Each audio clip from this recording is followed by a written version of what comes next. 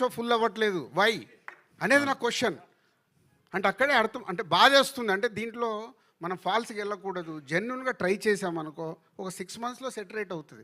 ఎవరో ఒకరు ప్రయత్నం అయితే చేయాలి కదా, ఆ ప్రయత్నం నేను చేస్తున్నాను. ఇప్పుడు ఇది నితిన్ గారి సినిమా కాబట్టి ఆయన మీకు కోఆపరేట్ చేశారు కాబట్టి మీరు కొండం ఆఫ్ చేసేసారు, వ్యూస్ కొండం ఆపేశారు. మీకు Seethamma Vakitlo Sirimalle చెట్టప్పుడు multi star film తీసినప్పుడు హైదరాబాద్ సిటీలో ఓడింగ్ సర్దని ఆపింది ఏకైక ఫస్ట్ నేను స్టార్ట్ చేశాను ఆ రోజు మల్టీ స్టార్. అంటే హీరోలకు చెప్తే ఇది రైటు ఇది రాంగ్ అని చెప్పినప్పుడు హీరోలు ఒప్పుకోరని ఏం లేదండి. మన పాయింట్ ఆఫ్ వ్యూ హీరోల పక్కన ఉన్నప్పుడు చెప్పేవాళ్ళు రకరకాలుగా చెప్తారు, సార్ ఇది చేయకుండా అయిపోద్ది. ఈరోజు అలా లేదుగో, వీళ్ళు ఉన్నారే వాళ్ళకు కాంటెంట్ నచ్చితేనే వాళ్ళు మార్నింగ్ షోకి వస్తున్నారు, వేరే దేనికి వాళ్ళు టెంప్ట్ అవ్వట్లేదు. సో మై రిక్వెస్ట్ ఇండస్ట్రీలో ఉన్న వాళ్ళకి కానీ మీకు కానీ నేను చెప్పేది అది, మన కాంటెంట్ని ప్రేక్షకుల దగ్గర రైట్గా తీసుకెళ్ళినప్పుడు అది ఎస్ నో మనకు అర్థమవుతుందనే నా సెన్స్. దీంట్లో వేరేది ఏం ఉద్దేశం కాదు. వేణుగారు సార్ 4 ఏళ్ళేం సార్ మీ సినిమా చూసి, మీరు గ్యాప్ ఎప్పుడు సినిమా చూసినా ఏ రోజు మీరు నిరాశపరచలేదు. ఏ కంటెంట్తో వచ్చినా కూడా మీరు ఎవరిని కూడా జెన్యున్గానే చేసుకుంటూ వచ్చారు. సో అంటే రాజుగారు ఇందాక మాట్లాడితే ఏమన్నారంటే దీనికి రిఫరెన్స్ లేదు అన్నారు ఈ సినిమాకి. అది ఎంతవరకు కరెక్ట్? అంటే రిఫరెన్స్ అంటే నేను ఇది ఏదో దీనికి మూల సినిమా ఉంది ఇంకో కథ ఉందని కాదు, నేను ఇది ఈ టైప్ ఆఫ్ జానర్ సినిమా రాలేదా అని అంటేనే.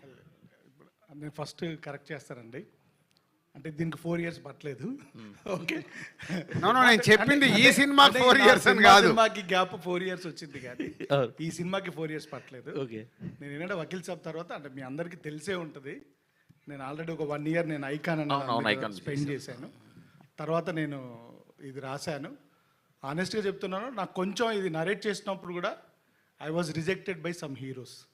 ఈ కథని అర్థం చేసుకొని నాకు ఫుల్ ఫ్రీడమ్ ఇచ్చి రేపు ప్రొద్దున ఈ సినిమా సక్సెస్ అవుతండి, ఈ స్టేజ్ మీద ఉన్న వాళ్ళకి చెందుతుందండి. డెఫినెట్గా నేను చెప్తున్నాను లౌడ్గా, ఇది ఏదన్నా బాగలేకపోతే entire credit is mine, fault is mine. ఏదైనా బాగుంది అని అంటే మాత్రం మీరు నితిన్ గారికి, రాజ్ గారికి, గుహన్ గారికి వీళ్ళందరికీ ఇవ్వండి. షీఈ్ ఫ్రమ్ కేరళ అండి. అంటే నేను ఇంకా సినిమా చూస్తే కొంచెం రివీల్ అవుతుందని చెప్పి నేను మాట్లాడట్లేదు, వాళ్ళు చాలా కష్టపడ్డారు. Same with the Saptami madam అయితే 8 months అని పట్టుకొచ్చామండి, 2 సంవత్సరాలు హైదరాబాద్లోనే ఉన్నారు. ఓకే, సో ఇది రేపు ప్రొద్దున వీళ్ళందరికీ వెళ్తుందండి. మూర్తి గారు I'm coming to your question అండి. నేను అందువరకు మాట్లాడలేదు, తర్వాత ఏది మీరు క్వశ్చన్స్ అడిగినప్పుడు బోర్ రాకూడదని మాట్లాడలేదు నేను. ఓకే, సో కొంచెం టైం పట్టిందండి, ఎందుకంటే మీకు తెలుసండి యూజువల్గా మనం చేసుకున్న అంటే ప్లాన్స్ ప్రకారంగా సినిమాలు వెళ్ళవు.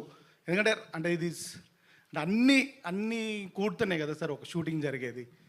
సో మాకు వెదర్ ఇష్యూస్ వచ్చాయి, చిన్న షెడ్యూల్ ఇష్యూస్ వచ్చాయి, డేట్ ఇష్యూస్ వచ్చాయి. అంటే ఆనెస్ట్గా అప్పుడు హీరో గారు కూడా ఈ వాంటెడ్ టు డూ అంటే ఫాస్ట్గా చేయాలని, తను కూడా ఫాస్ట్గా ఒక 2 movies ఉన్నప్పుడే మేము ఈ సినిమా స్టార్ట్ చేసాము. సో చిన్న అలాంటి ఒక అంటే మల్టిపుల్ ఫిల్మ్స్ వల్ల కూడా చిన్న డేట్ ఇష్యూస్ వచ్చాయి. సో దానివల్ల కొంచెం డిలే అయితే అయ్యింది సార్, 100% అయింది. సో థ్యాంక్ యూ అండి, నేను డిలేగా వచ్చినా కానీ నేను కరెక్ట్గా వస్తారని మీరు రికగ్నైజ్ చేసినందుకు. అండ్ రాజుగారు చెప్పినప్పుడు ఏంటంటే సార్ అంటే అలా అని కాదు, అంటే ఇప్పుడు రాజుగారు చెప్పింది ఏంటంటే సార్ ఇది తెలుగులో అలా రాలేదు, దీనికి రిఫరెన్స్ లేదు అనేది కాదు. కొంచెం ఇలాంటి తక్కువ జానర్స్ ఆఫ్ సినిమాలు మనం తక్కువ చూస్తామనండి. ముఖ్యంగా మా బ్యానర్లో రాలేదండి. అంటే మన clean family entertainers, action, commercial సినిమాలో చూస్తాం కదా, ఇది అవుట్ అండ్ అవుట్ కమర్షియల్ సినిమానే సార్. కాకపోతే కొంచెం స్క్రీన్ ప్లే ఇంకో వేరేలాగా అల్లిన సినిమా అంతే. డెఫినెట్గా ఇలాంటి రిఫరెన్సెస్ ఉన్నాయండి, 100% ఉన్నాయి. రాజుగారు అలా ఇప్పుడు మనం ఏమంటామంటే సార్ తక్కువ ఉన్నదాన్ని వాడు మంచోడ్రా, వాడు ఒక్కడే మంచోడ్రా అంటాం. అంటే వాడు ఒక్కడే మంచోడనండి కాదు కదా, మూర్తి గారు టాప్ ఇప్పుడు అంటారు కదా. అంటే మూర్తి గారు అని కాదు, మూర్తి గారితో ఇంకా చాలా చాలా సార్ ఉన్నారు, వాళ్ళు ఉన్నారు. అలా ఒక అంటే కొల్లుక్యాలుగా మాట్లాడేటప్పుడు దొరలే మాటల్లో అనడమే తప్ప డెఫినెట్గా అంటే వీ ట్రైడ్ అండి. రేపు ప్రొద్దున మీరు చెప్పాలని కోరుకుంటున్నాను. నేను ఎప్పుడైనా కానీ డయాస్లో ఎప్పుడు నేను నా సినిమా ఇలా ఉందని ఇప్పటివరకు ఎప్పుడు మాట్లాడలేదండి. ఏది వకీల్ సాబ్ చేసినప్పుడు కూడా నేను మాట్లాడలేదు, ఎంసీఏ చేసినప్పుడు కూడా మాట్లాడలేదు. సో ఒక రిలేషన్షిప్ అండర్గ్రౌండ్ పెట్టుకొని ఒక స్క్రీన్ ప్లే బేస్డ్ సినిమా చేశాం sir. I hope you will enjoy it. Sir ఇంతకీ ఐకాన్ గురించి ఏమని చెప్తారా? అసలు కథ ఏమైంది? ఆ కథ ఏమైంది? ఓన్లీ తమ్ముడు నేను ఒకటి చెప్పలేదు సార్. ఆ కథ అలాగే ఉందా? ఏంటి కథ అలాగే ఉందా? నేను ఒప్పుకోను, ప్రొడ్యూసర్గా నేను ఒప్పుకోను. సార్, ఇది మన ఇద్దరం ఇంటర్వ్యూలో మాట్లాడుకుందాం సార్. మన ఇద్దరం మన ఇంటర్వ్యూలో మాట్లాడుకుందాం. ఆ కథ అలాగే ఉంది కదా సార్, తర్వాత తర్వాత మాట్లాడదాం సార్. మీరు ఐన్ టు ఐన్ ఆడుకున్నప్పుడు అంటే ఆడుకోండి. జనాల్లో అలా కాదు సార్. ఎందుకు అడిగానంటే జనాల్లో ట్విట్టర్లో ఏమడుగుతున్నారంటే అదే కదా ఇదే అని కాదు అడుగుతున్నారు. కాదు కాదు సార్, అదే అడగండి మీరు. ఓకే అదే సార్, అడిగా. ఇది ఐకాన్ కథ కాదండి. అది ఓకే. ఇది ఐకాన్ కథ కాదండి. రాజు గారు సార్, రాజు గారు, నితిన్ గారు, రాజు గారు, నితిన్ గారు, యాక్చువల్లీ ఇది పవన్ గారి టైటిల్ కదా. సో అందులోనూ అన్న యొక్క గోల్ కోసం పవన్ గారు కష్టపడతాడు, విన్ అవుతాడు.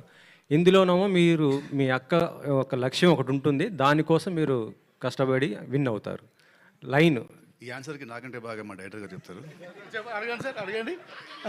పవన్ గారు తమ్ముడు ఆ సినిమాలో తన అన్న అచ్యుత్ బాక్సింగ్ ప్లేయర్, అది అతని యొక్క లక్ష్యం కోసం అతను కష్టపడి విన్ అవుతాడు కదా. సో ఇందులో ఏంటంటే ఈ తమ్ముడు తన అక్క యొక్క గోల్, ఒక సోషల్ మెసేజ్ కూడా ఉంది, ఏజెన్సీలో ఏదో ప్రాబ్లం ఉండి ఉంటుంది. సో ఆ ప్రాబ్లం సాల్వ్ చేయడానికి ఆ యొక్క లక్ష్యం కోసం ఈ తమ్ముడు ఎంటర్ అవుతాడు అనే ఒక బేస్ అలా కనిపిస్తుంది. అది మీకు అర్థమైంది అదే అయితే అదే కరెక్ట్ సార్.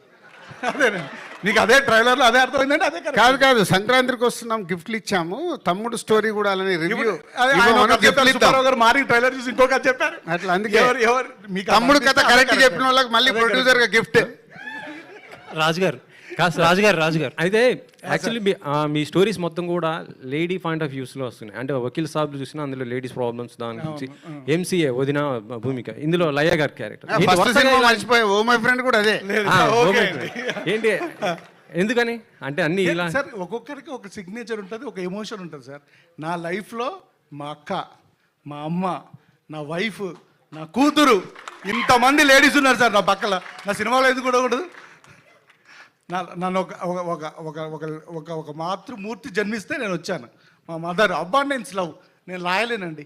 ఒక అక్క, ఒక చెల్లి, లేకపోతే ఒక మదరు, ఒక సిస్టరు, ఒక కూతురు, ఒక వైఫ్ లేకుండా నేను కథ రాయలేనండి.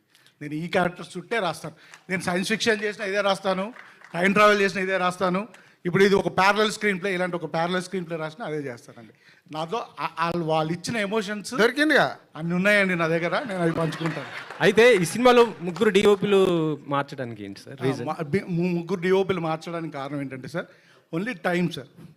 మేము ఏంటంటే అనుకున్న టైంకి స్టార్ట్ చేసి అనుకున్న టైం కంప్లీట్ చేయకపోవడం వల్ల ముగ్గురు డిఓపిస్ మాట్లాడారు. అదే ఒక క్వశ్చన్, ఆ సినిమా గురించి అడగాలి సార్. అదే సార్, అంటే దాంట్లో ఉన్నది ఏంటి? మ్యూజిక్ డైరెక్టర్లు ఎవరు చేశారు అవన్నీ ఇప్పుడు ఎందుకు?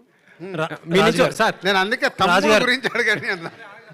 రాజు గారు, ఆల్మోస్ట్ 22 ఇయర్స్ జర్నీ ఏమో మీది, 22 ఇయర్స్ జర్నీ. అంటే అన్నీ సాఫీగా జరిగిపోతున్నప్పుడు ఎవరో ఏమీ మారరు, ఎవరైనా సరే, మామూలు మేమైనా అంతే, మీరైనా అంతే.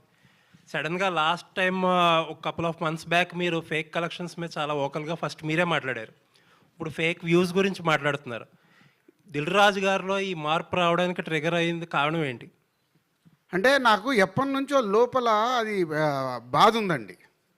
బాధ ఏంటంటే మనం లైఫ్లో ఫాల్స్గా బతకడం అలవాటు అవుతే అదే గ్రో అవుతూ ఉంటుంది. ఎస్పెషల్లీ మనకు సినిమా ఇండస్ట్రీలో, మీడియాలో ఇది ఎక్కువ ఉంటుంది. మీరు కూడా ఇప్పుడు మీడియాలో అక్కడ తమ్లైన్ ఒకటి ఉంటుంది, లోపలికి వెళ్ళి చూస్తే ఇంకోటి ఉంటుంది కదా. అంటే మనం అట్రాక్ట్ చేయడానికి, అది ఏం చేస్తున్నాము, అందరిని అట్రాక్ట్ చేయడానికి. మాకేంటి ఇప్పుడు ఒక ప్రొడ్యూసర్గా, అరే ఒక జెన్యున్గా మనం చేస్తున్నప్పుడు అది ప్రేక్షకుల దగ్గరికి రీచ్ అవుతే, నేను ఇందాక చెప్పిందే, మనకు అది పల్స్ తెలవాలి, ఆడియన్కు ఇది రీచ్ అవుతుందా లేదా అని. మనం ఇచ్చేసి దాని వెనకాల అవి వేసుకుంటూ వెళ్తే, విచిత్రం ఏంటంటే మా ఇంట్లో అడిగారు, అయ్యింది ఇది 10 మిలియన్ చూసారా అని. ఇప్పుడు ఏం చెప్పాలి? మా బ్రదర్ అడిగాడు ఒకరోజు, 10 మిలియన్స్ చూసారని.